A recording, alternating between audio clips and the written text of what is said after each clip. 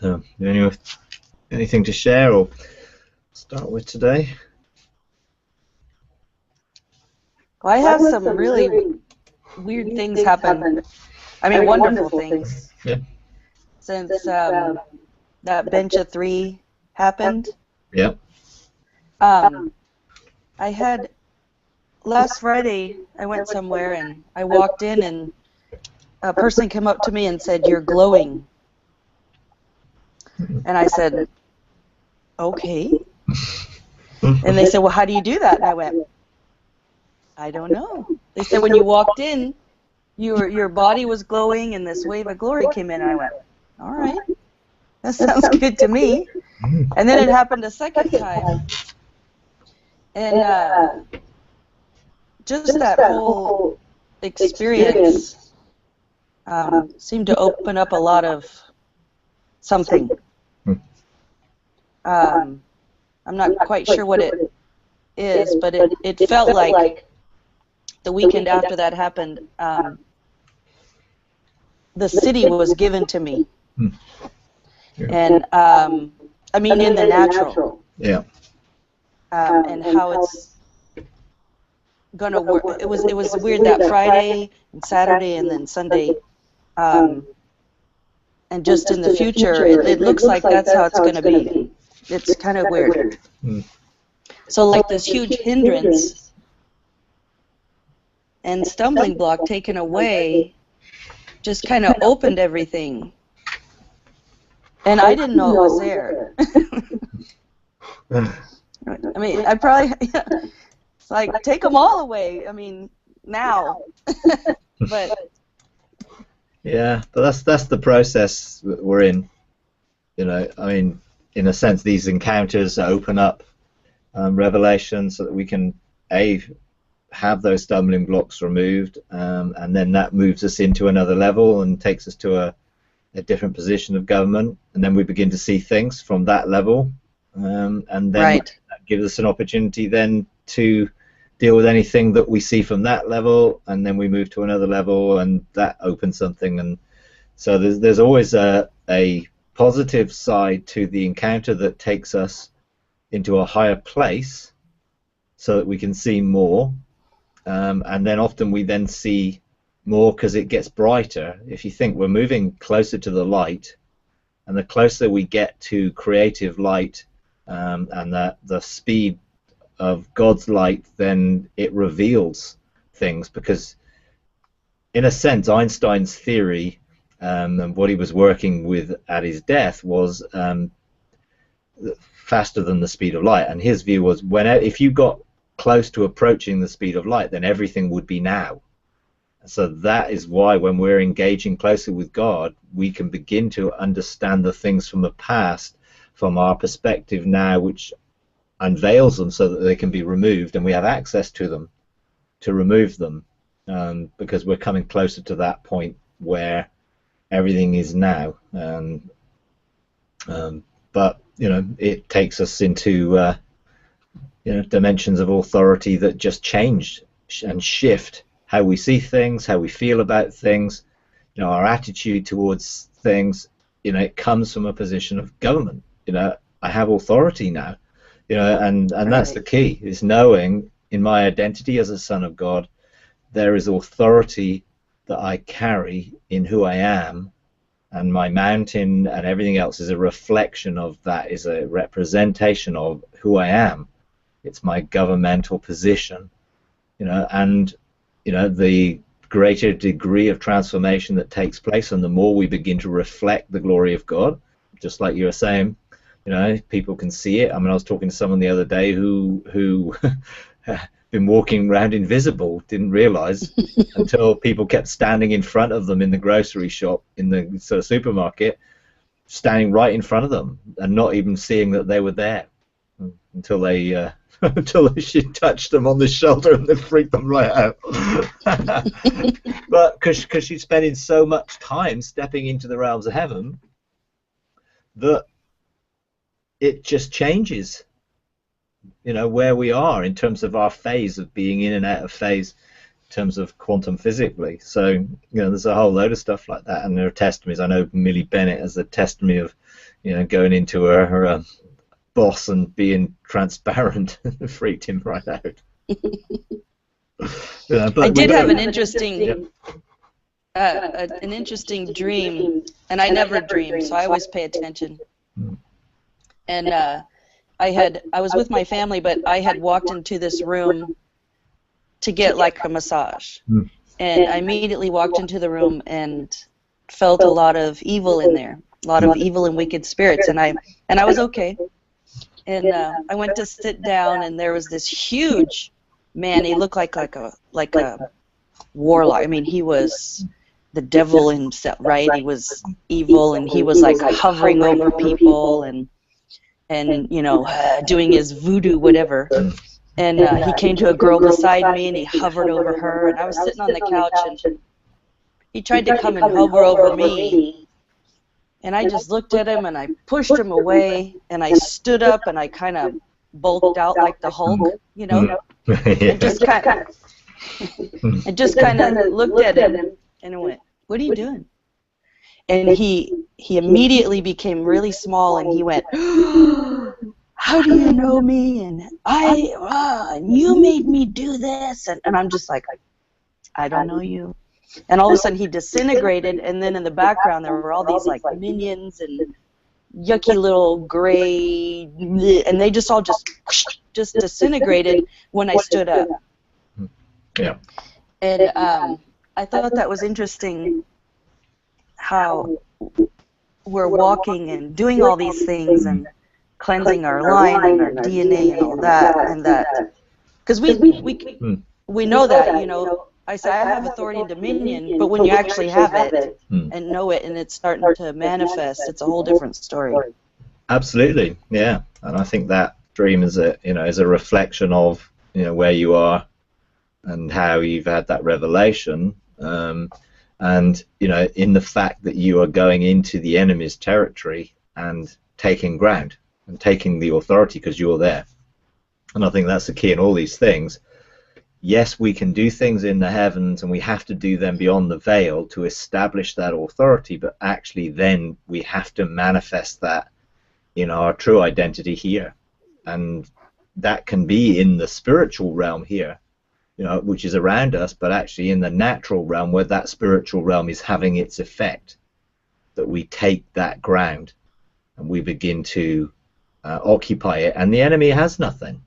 The enemy only has the power that we give him. And if we know who we are, then his power is so limited. Most of his operation is by deception, that he fools people into thinking that he has more power than he has. And once we recognize who we are and the authority we have as sons of God, then his power is diminished like that. You know, it's like when you first come up against a dragon, often they seem huge, until you take out your sword and you use the truth, and all of a sudden you cut them down to size. And the reality is you are bigger, you have greater authority. It's just the perception that our soul has created that paints us in that I'm nobody, nothing, and who am I, that stuff. Well, actually, yeah, you are a son of God, you're a joint heir with Christ, you're an overcomer. You know, all that stuff we need to really get hold of, because that's the truth. And it's the truth that we know that will set us free, not the truth that we don't know or the truth we don't believe. You know, actually, the truth has to be believed, and that is really where it takes an effect and begins to outwork. So, it's good. Yeah. Well, I would like to go and get back some stuff. Yeah. Because the first time we went into Satan's trophy room, I was a little scared, but now I'm like, hey, you know. Yeah. And if we don't do it, I was thinking I'll go by myself, but at first I was like, I don't want to, but depends on what everybody wants to do. So. Sure. Well, we can do that if we've got time to do it, definitely. Yeah. Okay. So are there any other questions for anyone else, or anything else people want to do? We've got plenty of time, so. No, I don't have any questions. Okay. What about you, Pena? So, avatars there. Oh, okay. All right. Okay. All right. I'm having trouble with my video. I keep losing connection. But no. Okay. All right. All right. Well, maybe we'll just look to engage. I think to go to Satan's trophy room, we need to get a mandate. So it'd be good to get a mandate from God, and then with that specific mandate, then you can be authorized to claim back that which belongs to you, whether it be a mantle or whether it be something for your region or town, or depending on what the mandate is. I mean, it may be something for your family line and your heritage that you need back, but it's an authorization that we need to have, so we can definitely engage with that. So yeah, let's do that. So yeah, I just encourage you to just close your eyes and just quieten your spirit.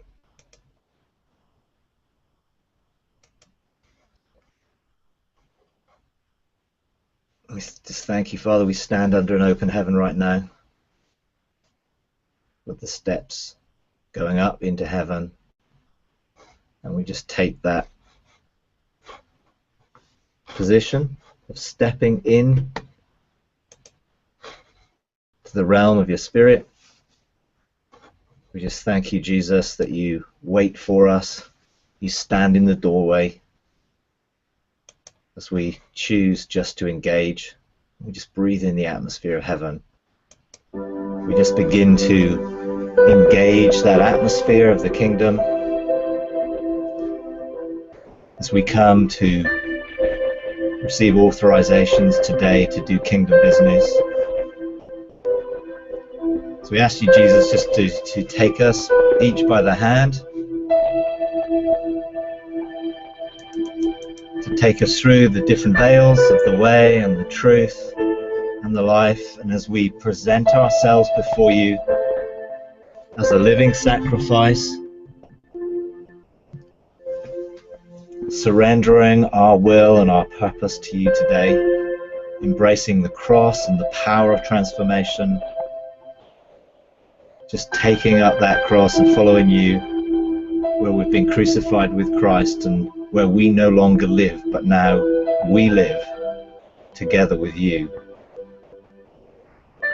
So we embrace you as our high priest after the order of Melchizedek.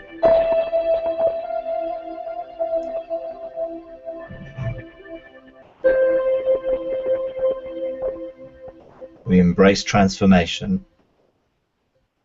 And even now, we present ourselves before you to be transformed. That every hindrance and obstacle that would hinder our fully engaging in the mandate that you have for us today will be removed as we just surrender ourselves.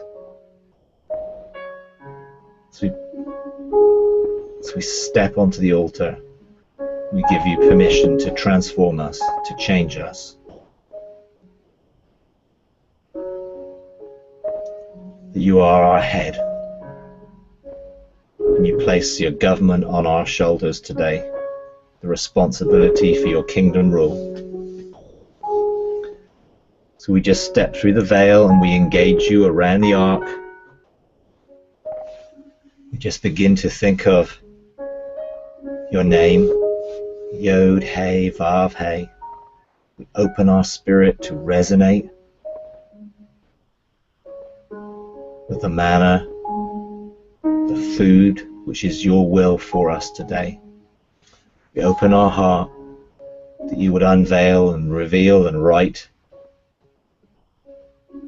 that which is in accordance with our destiny today, as we just engage you,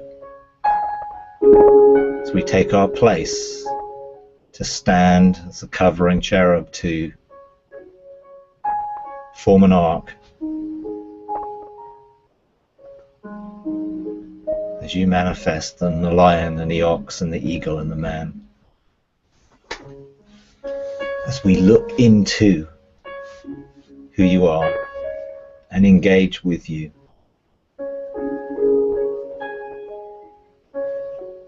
As we open our hearts for a mandate,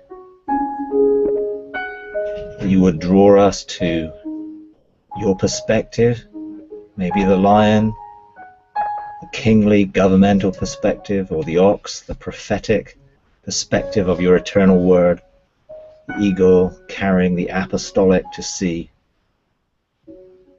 or the man to engage as a priest for our own lives and for the lives of those who are within our spheres of government.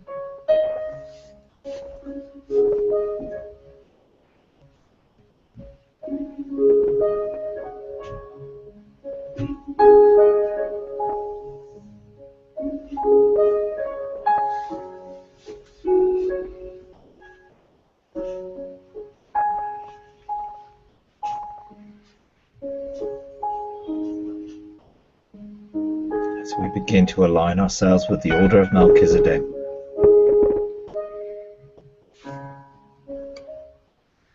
we choose to step into you.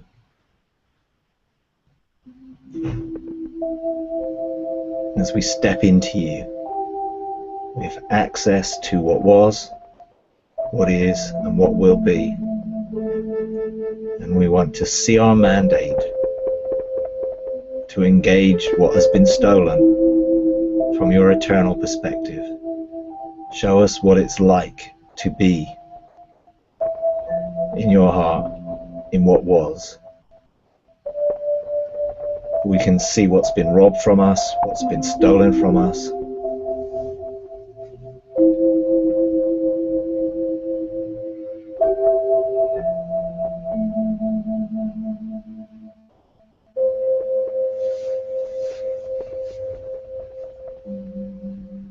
We can begin to look out from your perspective, from the eyes of the lion or the ox or the eagle or the man.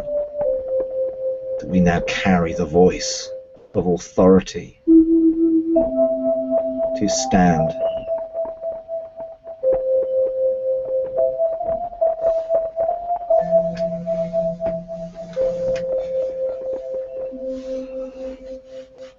Let the desires of our heart become aligned with yours, that would draw us and lead us to that which you would have us be restored, to take back.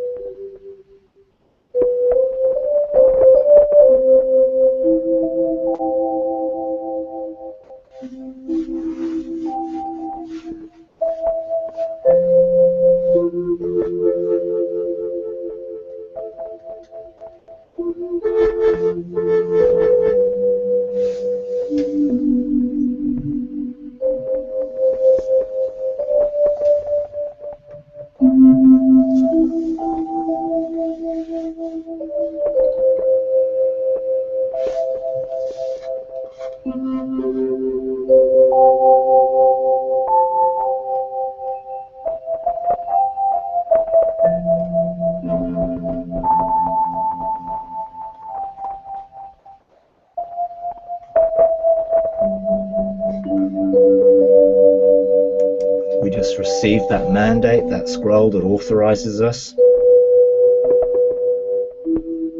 As we begin to engage what we're authorized to do in engaging Satan's trophy room. So we take that scroll, we place it within our heart. We allow it to direct us.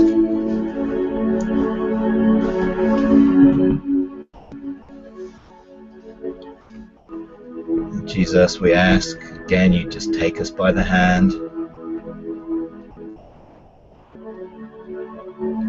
and you just lead us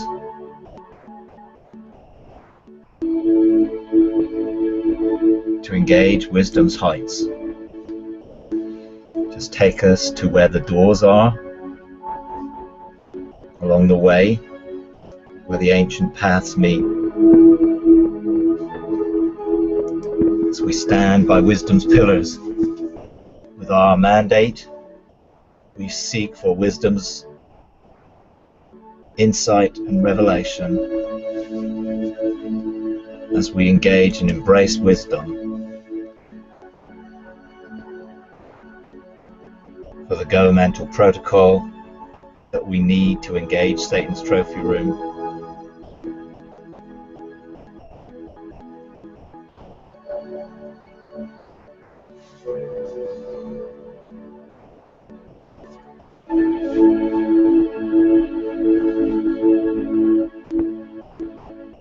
As we receive knowledge and understanding of that which we need to engage.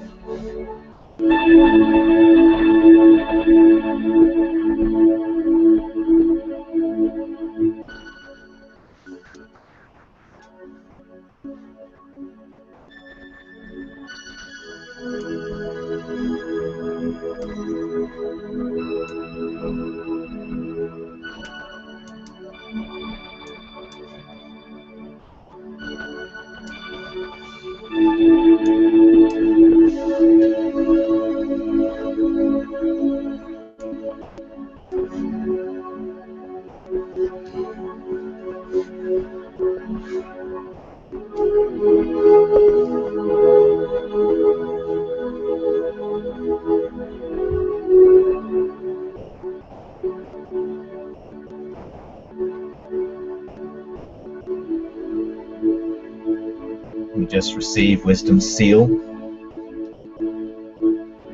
authorizes us to engage. Wisdom just takes us now to the door that will engage under the earth as we step through that door with our mandate, with our seal.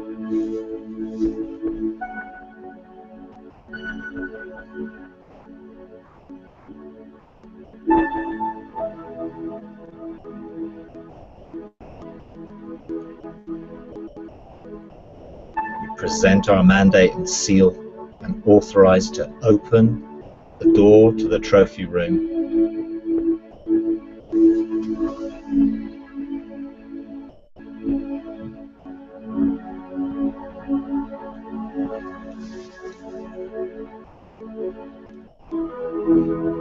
We step in.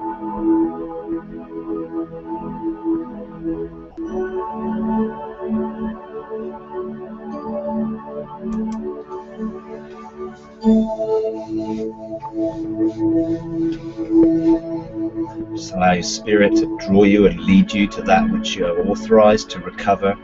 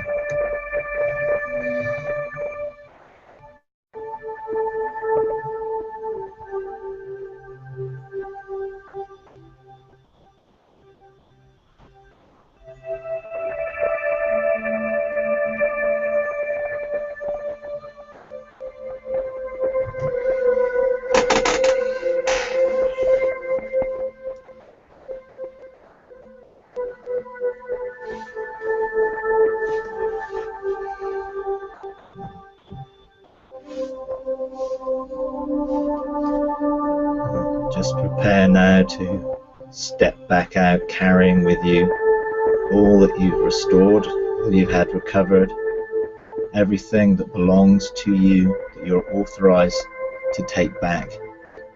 Just take that into your spirit, put it into the treasury room of your own heart.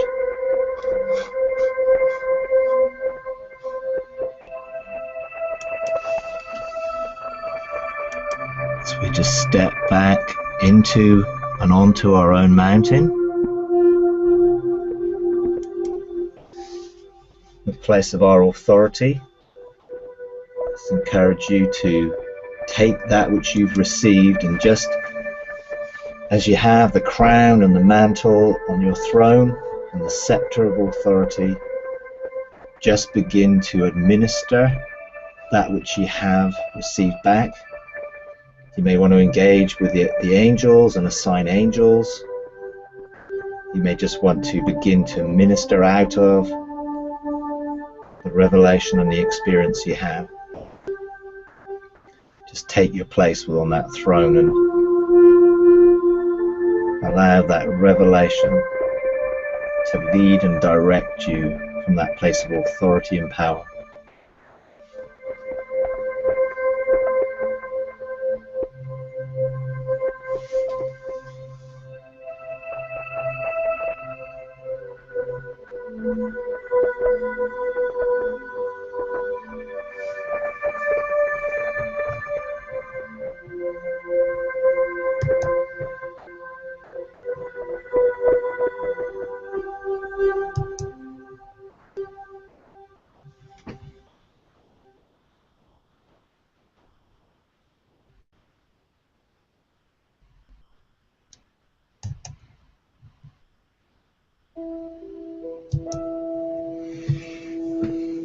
Just begin to see from a fresh perspective.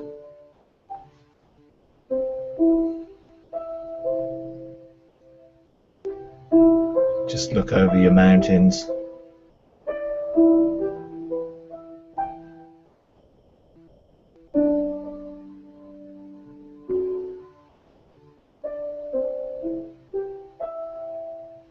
Just release the authority that you carry.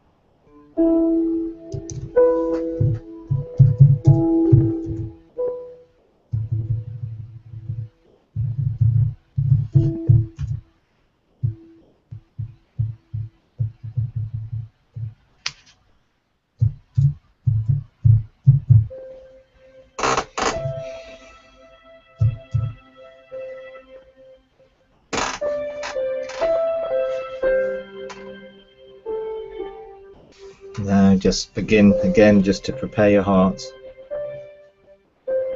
Let your spirit just carry that which is resonating with what you've encountered today. And just now step back through the veils.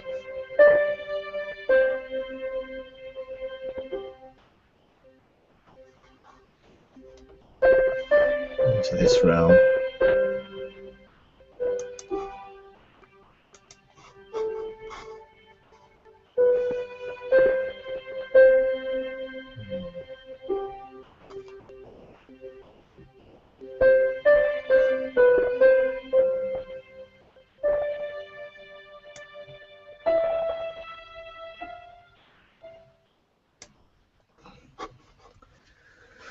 Okay.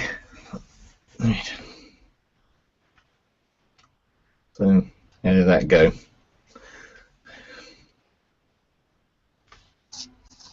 Anyone got anything they want to share? Nobody's showing their face but me. It's like everybody's muted and silent and avatarish.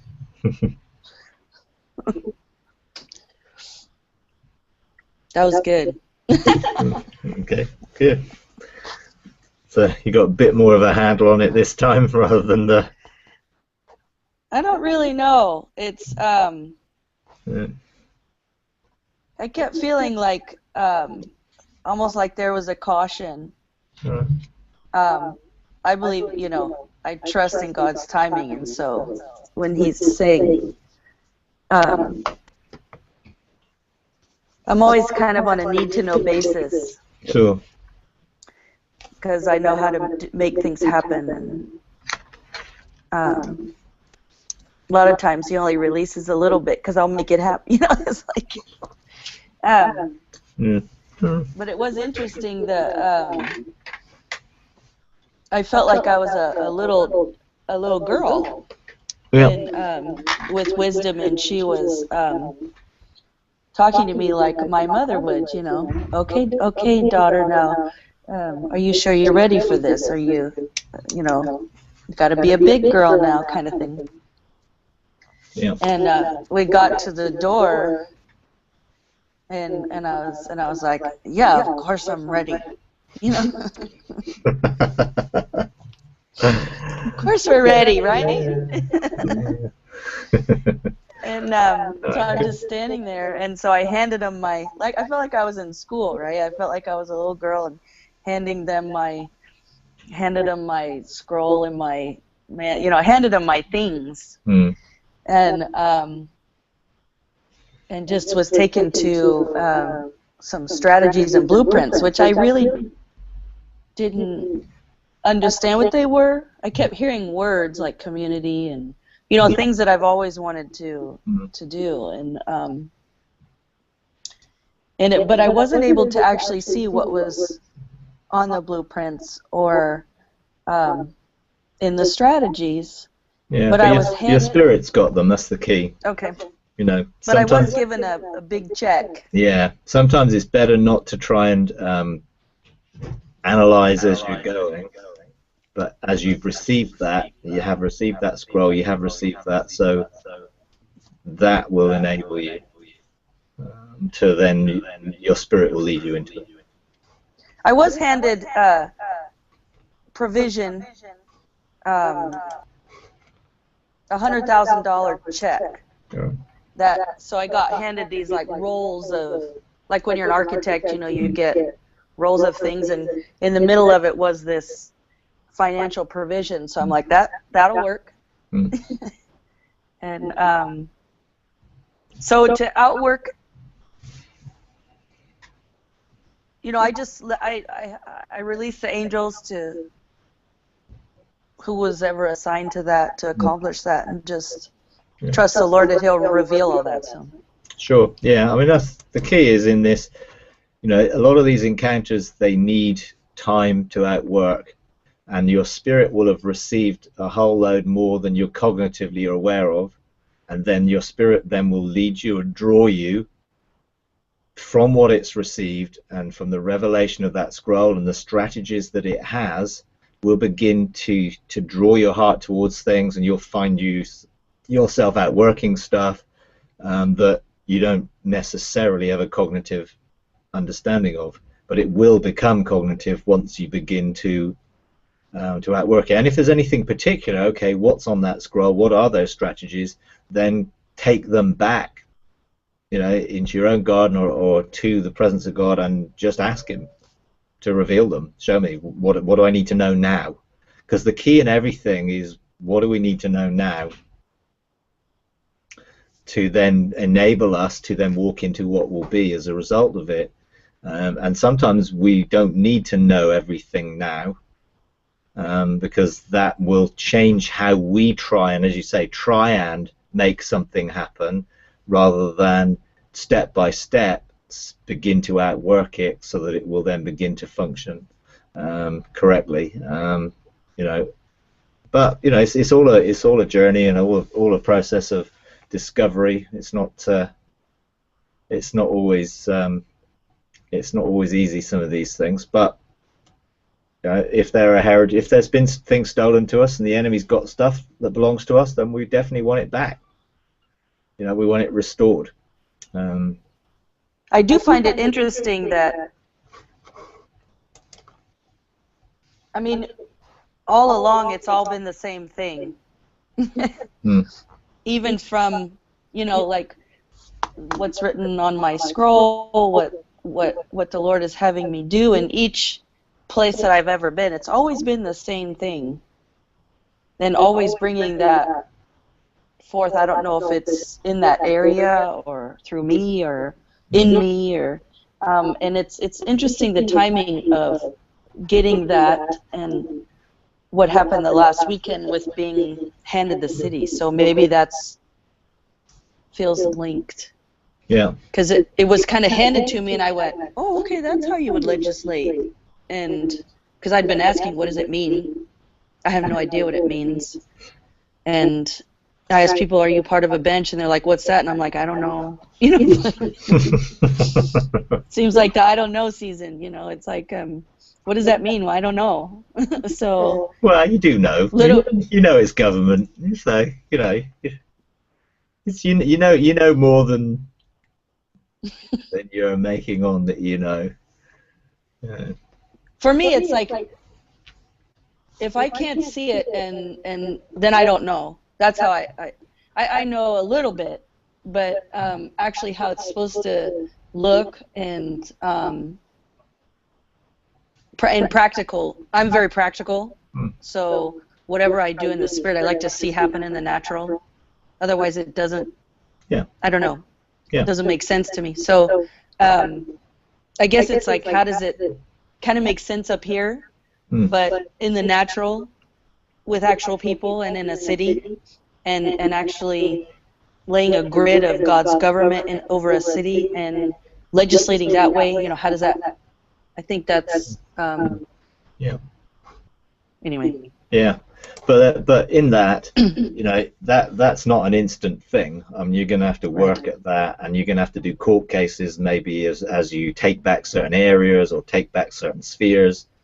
You know, there are things that authorize the atmosphere of the earth. Therefore, you know, we have to assign the angels to deal with the atmosphere that will change the culture.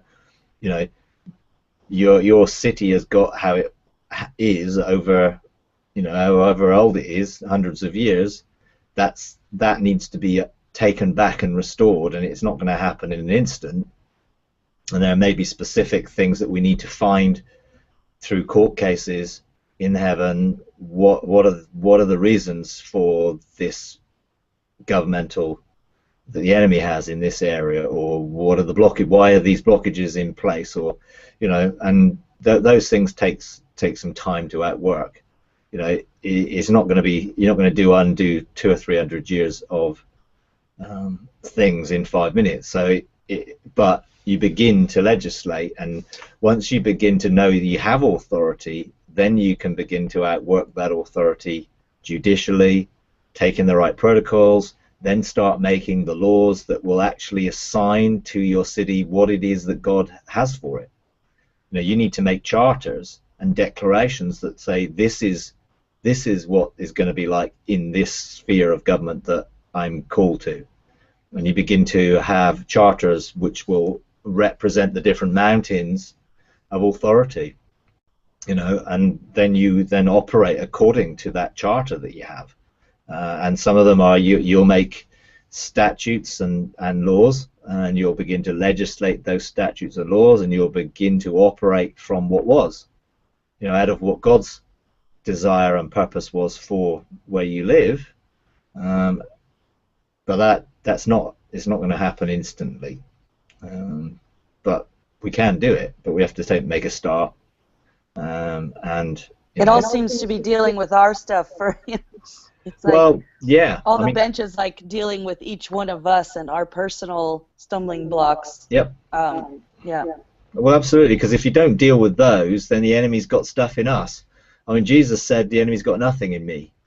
Well, we've got to get to the point where we can say the enemy's got nothing in me, and and have that sort of no genealogy, and have the full order of Melchizedek functioning, so that we can truly be priests. So we are priests on behalf of our city, not just behalf of us, and that's why we've got to die to us and our personal preferences and doing things to embrace what is it that God's desires in his heart has. Because it's quite easy to interpret some things from our own desires, and that's why we've got to make sure that our hearts are pure. And when I ever engage in anything like that, I always go and present myself as a living sacrifice and say, okay, if there's anything you need to do to remove any stumbling block or hindrance or lawlessness in my life that will stop me outworking my mandate today, then you have total authority to do it. Show me if there's anything I need to do. So I'm always available and open for that. The further you go on, the less that is a sort of everyday thing, and becomes when God needs to do something for what he's doing, because the enemy knows if he's got something in you. And just because he's got something in you in one area doesn't stop you operating in authority in another. And just because you operate in authority in one area doesn't mean that you have authority in every area, because that's how it works. And so we've got to just continue along the journey in the process, not being hindered by, well, I'm not perfect so I can't do anything, because God looks at our heart, and he looks at the desires and genuine desires of our heart, and he'll take it where we are, and he'll use us where we are, but he always wants us to become more like him and the image of glory that will reflect, so that we can truly reflect him on the earth. So it's one of those things, not to get caught up in being too concerned about the things that are in the way, but being open when God shows us to deal with them. We don't want to get navel gazing and, well, I'm going to sort out everything before I can do anything, because we won't do anything, and the enemy will just get us on a treadmill of stuff, and he's very good at doing that. So it's part of our journey, and transformation is the key to government, but it's a journey of transformation, not a one-off event. And that means that every time I go through and present myself through the tabernacle, I eventually get to the Holy of Holies, and I get around the ark, because that's where I'm going to find the will of God and the mandates and the purposes of God and access into the four faces of God. And I can do that any time, and people can get there and begin to operate in authority on their mountains, even if their authority is as tiny as a mustard seed, but they can operate that level of authority, and the more they present themselves, the more the authority levels increase, and that begins to grow, and the kingdom in us begins to manifest out through us. So it's, you know, not letting those things hinder us, and not believing the lies where the enemy says, well, you can't do anything because of, you know, get him in the court if he starts doing that sort of stuff, you know, and start, you know, dealing with the familiars, so that we're free from those things, and then free to really focus on, okay, I'm more clear about what the mandates are, and then how I begin to administer them, and, you know, that becomes more clear as we're purer, because we can see more, you know. But it's all good. Can you talk about 2015, like January, a little bit? Just feeling a real strong, just... Okay. Well, I tend to get a lot of downloaded stuff at this time of the year. I sort of just seek for that. I spend time with God in that, and I know there's a major shift coming next year. I mean, there's a huge shift, and I think we need to get ready. And it's not immediate. It won't be an immediate thing, but there will be a build-up where, at the moment, there's many things going on in the heavens that are governmental shifts and preparing for us to be invested with places and positions of authority and government. There's lots going on in the affairs of the nations. I mean, right now, into January, you got the Galactic Council are at rest, so they're not in session. So you have to wait until the 24th of February before you then get 70 days of judgment, and then 70 days of justice, and 70 days of grace, and all of them. So this is generally a sense of, this is the time to rest in Him and receive the revelation that we need to embrace when we start to begin to bring legislation. And so, you know, I like this time of the year, you know, not because it's Christmas and all that sort of stuff, just because I start to focus, you know, and I start to seek. I mean, it's been a huge revelatory year for me. I mean, I've got journals which are much bigger than they were last year, simply because all the way I've been pursuing more. You know, I know that the 12 houses and their alignment and how they will begin to align are important for next year, and we'll find more and more people beginning to engage that which has been opened in those chancellors' houses. But the key, you know, is to make sure we don't take anything with us into 2015 which is negative from 2014. We must let it go. You know, let go any relational things, let go unforgiveness, let go of anything that the enemy's done. Make sure that we don't carry anything negative with us, and then we can grab hold of everything there is to take for us. You know,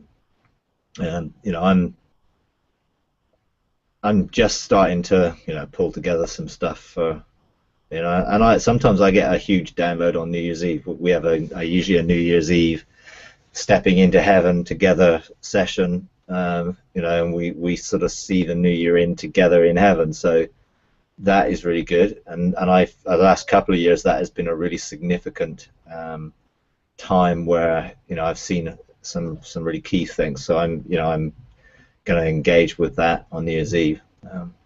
But, you know, I know that there is a lot of activity being prepared, and a lot of places of positions of government being prepared right now in the heavens, you know, and a lot of to do with the affairs of the nations, and a shifting of positions of government, and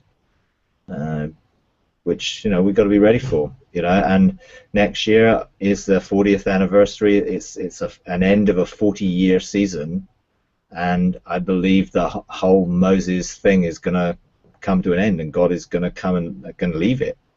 You know, those who are not embracing, particularly those that have had revelation and have chosen to reject it, you know, God is going to leave. There's going to be a lot of Ichabod situations where, where those who are operating in earthly authority, that which God has graced upon them is going to be removed, and that would be to encourage them to cross over. You know, those that are not operating in heavenly authority beyond the veil, their earthly authority is going to diminish. Not necessarily suddenly, but diminish all the same, that God will leave. You know, he didn't just leave the temple, he went out, and eventually he was far away from it. And I think that's part of what was going to take place next year. You know, we're going to see significant things happen where I think some ministries will realize that they've missed it, and some won't, and some will just oppose what God is doing in the new order of things, and we'll end up with some warfare. And I think, you know, the judgment of God is coming to make decisions. It's like, choose you who you will serve this day. You know, choose you this day who you will serve. It's like, that's what God is going to be saying to a lot of people next year. You know, are you going to follow me? You know, or are you going to stay? You know, because people's inheritance is beyond the veil, and it's beyond the river, if you like, and we need to embrace it, and we need to embrace a totally different order of how things are done. You know, and those sort of major fivefold ministries which have been set up as mountains, they're no longer going to function. You know, because God is not wanting an earthly function. He's wanting a heavenly, where we take our position and then we begin to administer our inheritance, you know, from a heavenly position first. And I think that is going to be the line for a lot of people. It's not about all the miracles they're doing, and some of them will carry on doing miracles. It's just not about that. You know, God does that stuff because God wants to do that stuff, but this is about heavenly authority, because that is what we're going to need to actually take back what's been taken, and to restore things, and to reconcile things, and to answer the groan of creation. You know, we're not going to answer the groan of creation to bring things back into order by just doing the earthly works of Jesus. We have to embrace the heavenly works of Jesus. You know, and so I think next year is very significant in terms of that. Yeah, so we need to be ready. You know, let's make sure that we're doing everything we need to do, and we're embracing everything we need to embrace. And then when we're called into certain things and God raises us into positions of government, then we need to embrace that and take it, you know, embrace the seven spirits of God, because they equip us for and train us and mandate us for those positions. It's all about the positions that we're being given in that heavenly realm. You know, and that's the key. Sonship has positional authority, and God wants us to embrace that positional authority. So I see a lot of that next year taking place. And for me, in terms of raising up Joshua generation, you know, taking the whole engaging God thing and really seeing that released out further and wider, that's important for me, because if we haven't got a Joshua generation ready, then God is not going to release a harvest. You know, so we need those that are equipped to walk in a supernatural lifestyle, engage heaven, and then teach another generation to go in and engage their inheritance. If we've not got it, then there'll be another generation that goes past, and there'll be another generation that didn't cross. You know, and I want to cross. You know, I know I'm a forerunner, and I know many of us are forerunners. We have to cross and take others with us. So I think next year for me is a significant year in really taking the whole engaging God and releasing that out. I know that there are going to be a lot of churches that start to transition, you know, whole groups who will begin to transition in these things. There are many leaders right now who are individually doing it, but they've not yet sort of come out and set the course. Those that have, you know, I'm working with a few groups, and I know, you know, I'm going to do a support group for people who are leading groups who are in transition, so that they can be supporting each other and and helping each other in some of what's going, because it's difficult. Once you start to embrace the political and challenge the political and religious spirit, it kicks off, and you've got to deal with that and know how to deal with it. And not everyone will want to follow this route, and sometimes there are good people who are good friends who just don't want to go there. I know what it's like for that to take place. It's not easy. So I want to establish support for groups and churches who are looking to transition. I've been there and done it, and still in the process, and I know how difficult it can be. So I have some experience there to help, with that process. So there's a few things really on the horizon for next year, but it's good. Yeah. Okay. All right. Yeah, that's good. I was just feeling this huge shift coming in January, and the Lord just telling me to rest and get ready, and Ready. have no idea what the sight of it looks like. It doesn't matter. No, because it's our spirit that starts to resonate. It's our spirit. We pick up that vibrational sound from heaven, whether it's a shaking, whether it's the wind blowing, the sound of many waters. There's just different expressions that our spirit connects to, that then begins to unveil and open up a drawing towards that. And we don't have to see it with our natural eyes. Our spirit will lead us and draw us to it. We just have to be willing to follow and embrace it. I know engaging the seven spirits of God is a key factor in their equipping us and training us for those positions that are being prepared. So I think that's a key area for many people. One of the things in my area is I'm noticing, I don't know if I'm getting agitated or irritated, but people's eyes being like on gifts and giftings. I had a vision the other day, and I was in this meeting of like 50 people, crazy, chaotic, kind of atmosphere, and everybody's looking at the healing gifts, and I'm sitting in the corner going, ah, and somebody got up and started singing this song about sons of God, and I went, okay, now I need to release it. So I just got up and released this vision that I had. I said, I'm standing there in my regal attire. I have my crown on my head, my scepter, and I don't know, I think this is about the first time people have heard all this, right? And I said, I have this robe, and in my robe are all the signs and wonders, and they're following me. And I said, as you come into your identity, that's what's going to follow. Because it felt like everybody's eyes were on just on one thing, and not getting the idea. I don't know. Yeah. Anyway. Yeah, definitely. Yeah. Okay. Excellent. Okay. Well.